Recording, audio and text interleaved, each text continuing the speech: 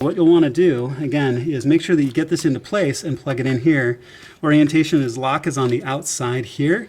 Press it up until you get a good solid click, and if need be, press up on the locking latch to make sure that it's in place and you get a good solid click.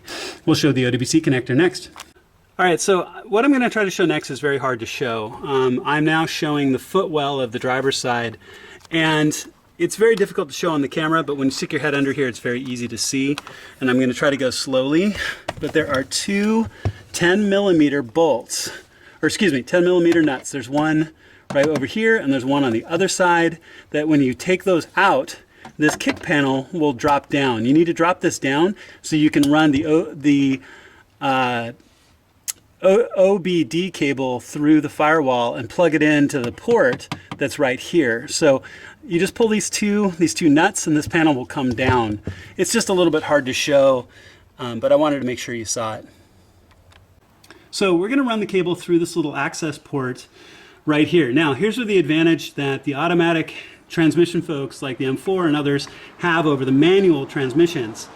The manual transmission has a big fatty hose that goes right through that port right there, and it is an incredible pain.